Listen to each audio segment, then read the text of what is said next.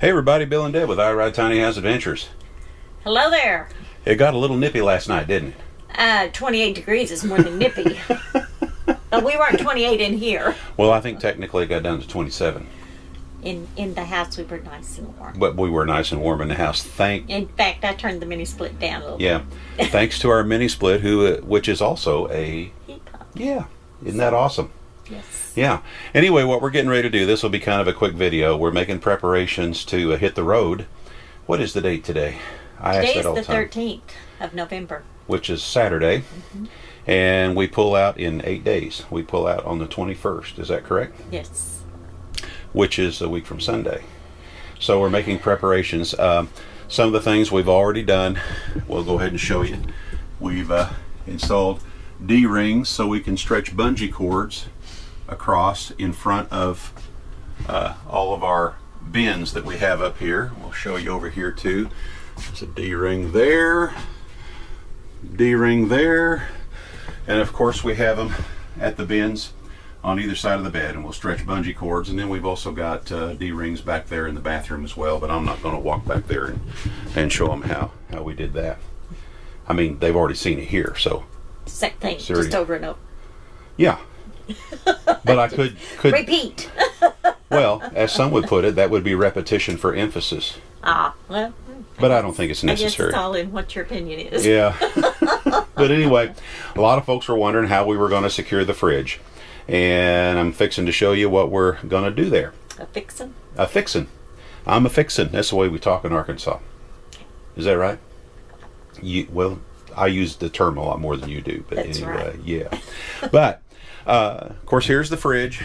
And if you'll recall, we installed these, we built these uprights that are on either side of the fridge here. Let's give you a little bit of information before we go any further. But we got these uprights on either side of the fridge, and they go all the way down to the floor. And then, of course, we've got our cabinets here, which are anchored, at the back. And when we were installing the insulation, we ran furring strips, horizontal furring strips. Well, we also made sure that the furring strips that we ran were at a strategic point where it would, would be able to tie into the top of the cabinet, and then also another one down in the center. And we did the same thing over here. So when we put these cabinets in, they were anchored very securely to the walls, because they also had the furring strips that we could run a screw through as well. Several screws, as a matter of fact, because that's the way I roll, right? Yes. Is that the way I roll? We put 500 pounds of screws Oh, in we the did straight. not. But anyway, so the point that I'm trying to make, and then when we put the countertops on, they come around, and we do have a support board that's underneath the cabinet top right here, and the same thing over here. And when the cabinet tops come around, they are tied in. Not only are they securely tied into the countertops, they're also securely tied in to these uprights at the fridge. And we also have a support board underneath there that runs across there, and it happens to line up as well with a horizontal furring strip that runs behind there on both sides. So with the cabinets secured here, and the countertops coming around and secured, along with the way we have the uprights secured on both sides, as well as having the uprights tied in down here. And I do have a couple of boards back there that the uprights are secured in as well. What I'm saying is, this whole area here works as one unit. Everything is all tied in together. So what I also did, when we installed the fridge here, when we slid it into place, there is a board behind the fridge and it's perpendicular to the uprights, and it's in the perfect spot where when I slide the fridge in, the base of the fridge runs right into that board there, so that keeps it from going any further. The next thing that I did, and did that yesterday, I cut a board and glued it to the top of the fridge here on the flat spot, and I had to get it lined up just right where I want it here. I had my refrigerator in place, and then we glued this board, and this board is about 12 inches deep or so. It's the depth of the shelf itself that I'm fixing to show you.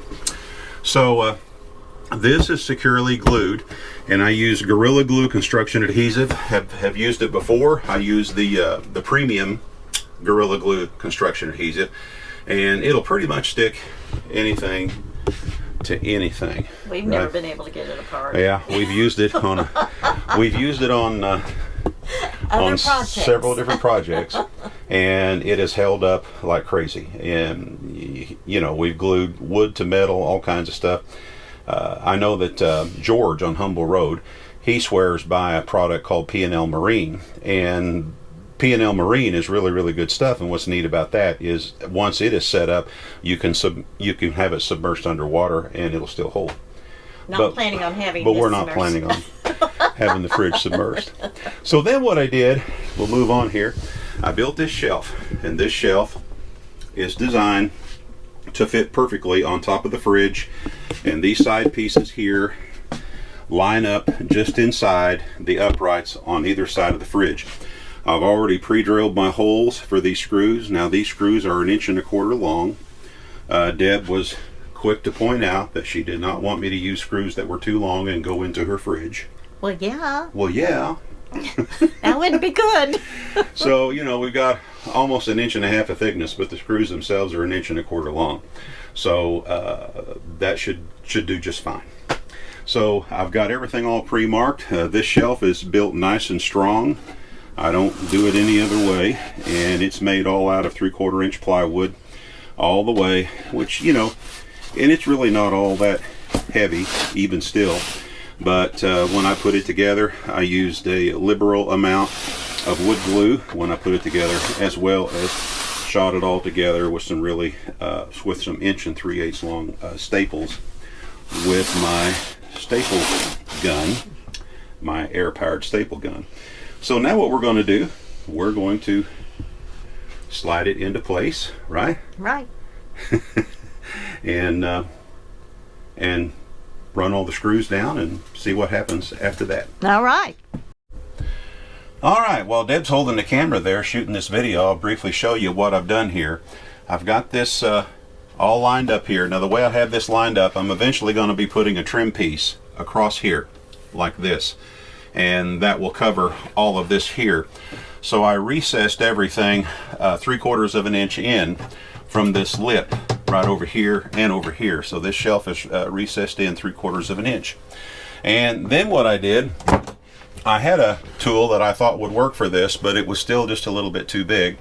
So I went down to Lowe's and bought this nifty little thing here, and I haven't used it yet. This is my first time to use it. So we're going to see how it works. So here we go.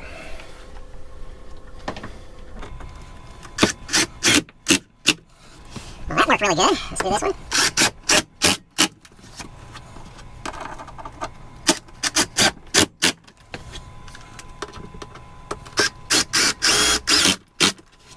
That one was a little belligerent.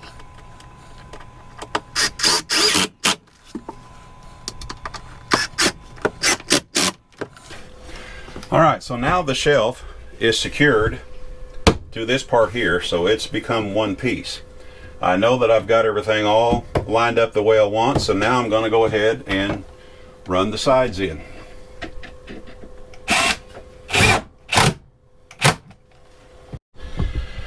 Well, I figured out that I didn't need my angle tool for this up here because it kind of got in the way, so I took it off, and now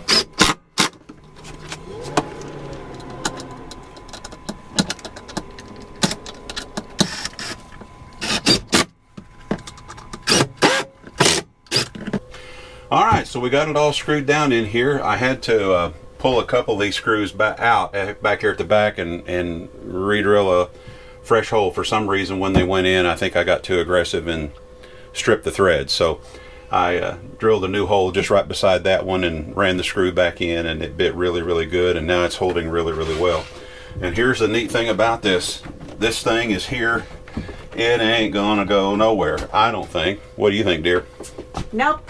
I don't think it's gonna go anywhere. Nope. Anyway, so I will be putting a piece of trim here, like I said, right in front of this that will come over and dress that up.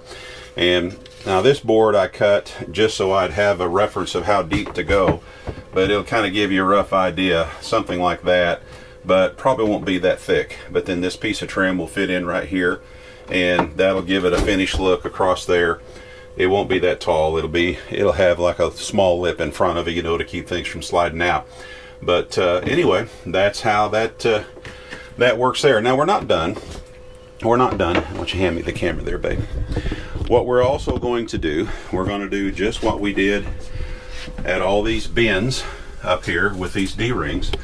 We're also going to put D-rings here, a D-ring up here, a D-ring over here, right over there, and then corresponding D-rings down here and over here on this side, so we can go ahead and stretch bungee cords across when we're traveling that will hit the D-rings on both sides, hold these doors shut, plus give it just a little bit more security when we're going down the road. But this is the way we did the refrigerator in the red trailer, and never had a bit of trouble with it, did we do it? Never came out. Never came out. And it was at the back. And that was the other thing too. Now, it was a smaller refrigerator, of course, but it was also at the back, which is the most bouncy part of the trailer, at the very, very back. This one's going to ride a whole lot smoother up here towards the front, I think, anyway. What do you think? And that's what I've been told. That ain't my department.